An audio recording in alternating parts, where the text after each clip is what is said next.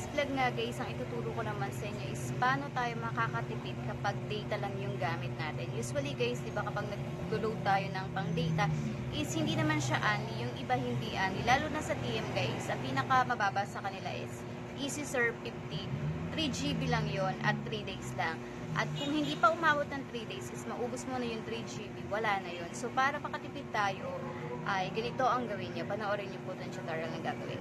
Hi mga kauni, for today's vlog nga guys, ang ituturo ko sa inyo is paano tayo makakatipid pag data lang yung gamit natin at kung nagre-reels tayo. Usually kasi guys, kapag tayo ay nagde-data, mabilis maubos yan, lalo na kung video yung papanoorin natin. So dito sa tutorial na to ay ituturo ko kung paano tayo makakatipid. Ayan, punta muna tayo sa ating Facebook. Punta ka dun sa tatlong line, ayan, and then scroll ka pataas. Hanapin mo yung settings and privacy.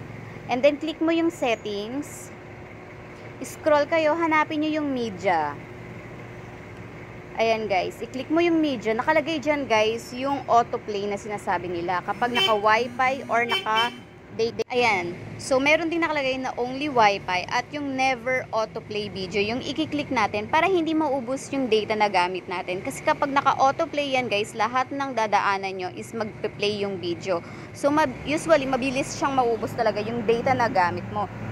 Kapag ganyan naman guys, dapat never autoplay ang gagawin nyo. Tingnan, ipapakita ko sa inyo guys. Kapag never autoplay, ayan, lahat ng i-scroll nyo, lahat ng video na nandyan, is naka-stop. So, tignan nyo guys, naka-stop lahat yung video kapag never autoplay yung ginawa natin. At dyan, makakatipid tayo sa ating data kasi usually hanggang nagpe-play yung mga video dyan is nauubos yung data natin. So, ganyan yung gagawin nyo kung kayo ay naka-data lang naman guys. So, ganyan.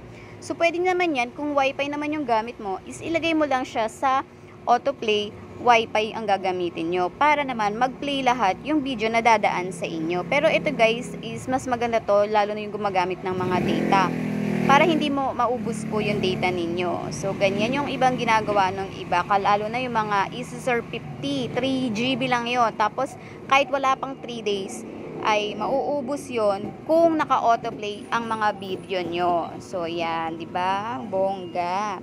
So ganyan, kung gusto nyo naman is kung naka-wifi ka naman, balik ka ulit sa media, tapos i-click mo ulit dun siya sa mobile data at saka sa wifi, is magpe-play na ulit yung mga video na gamit nyo dyan. So, eto naman ang ginagawa kung talaga namang naka-wifi sila, kaya hinahayaan lang nila na naka-autoplay yung mga video nila. Para nga naman, kapag nag-scroll nila, is makikita na nila at mapapanood din nila yung mga pinapollow nila. So, etong mga ganitong tips is para po sa mga gumagamit ng data. Yun lang. Thank you for watching.